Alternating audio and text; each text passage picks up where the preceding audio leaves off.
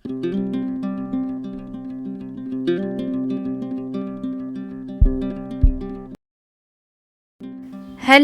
সবাই কেমন আছো? চলে এসেছি হিমাচল প্রদেশের আরও একটা পার্ট নিয়ে। আজকে আমরা যাচ্ছি কিন্নর ডিস্ট্রিক্টের সাংলা ভ্যালিতে। আমাদের সাংলার জন্য বেরোনোর কথা অনেক আগেই। ভীমকালী টেম্পল থেকে আসার পরে লাঞ্চ সেরেই আমাদের বেরোতে বলা হয়েছিল। তবে আমরা যখন রেডি হচ্ছি তখন হঠাৎই মুষলধারে বৃষ্টি নামলো। অগত্যা তখন আর বেরোনো হলো না, একটু দেরিই হয়ে গেল। আমরা সবাই মিলে এখন রেডি হয়ে বেরোলাম সাংলার জন্য।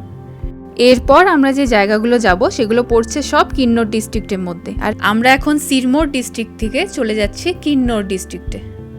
আর এটা হচ্ছে কিন্নর দুয়ার। কিন্নর ডিস্ট্রিক্টে ঢোকার আগে যে গেট রয়েছে সেটা এখন ক্রস করছি। সারাহান থেকে সাংলার ডিস্টেন্স 85 কিলোমিটার। এই পাহাড়ি আঁকাবাঁকা পথে আমাদেরকে কিন্তু অনেকটাই যেতে হবে। কিন্নর ডিস্ট্রিক্টের এই হাইওয়েটা NH5, যেটা one of the most dangerous and scariest road বলা হয় ইন্ডিয়ার মধ্যে। আর সত্যিই তাই, দেখো পাথরগুলো কিভাবে রয়েছে মাথার উপর।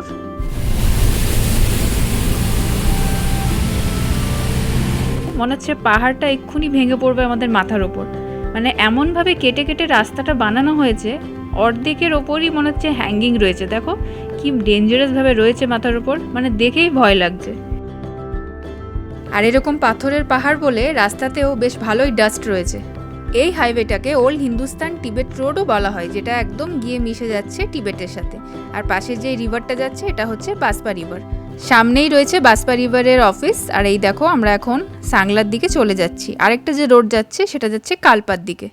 বাহ, চারদিকটা বেশ সুন্দর লাগছে তো। রাস্তার সাথে সাথে আমাদের মনে হচ্ছে নদীটাও সঙ্গে সঙ্গে যাচ্ছে।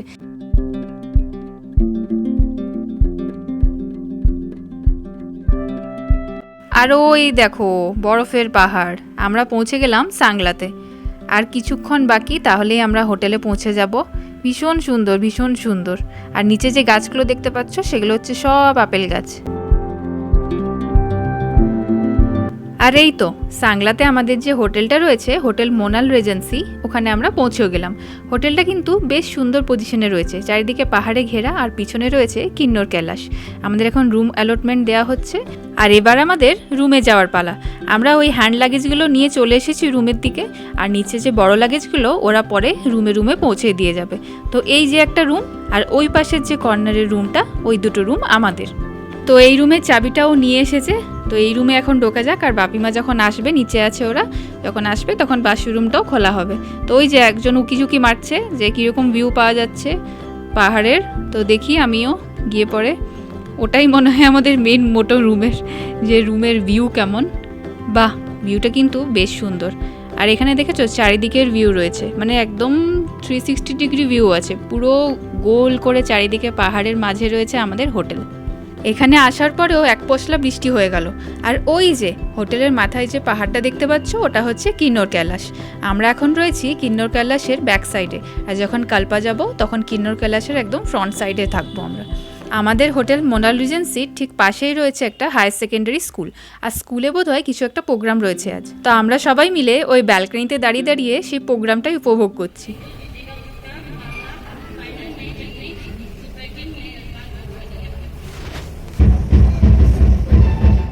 আমাদের সবার টিফিন সারা হয়ে গেছে। আর টিফিন সেরে পরে সবাই আমাদের রুম থেকেই দেখছিলাম সাংলার বৃষ্টি। আর বৃষ্টি হওয়ার পরেই এরকম একটা সুন্দর নরম রোদ দিয়েছে, আর চারিদিকটা মেঘে ঢাকা।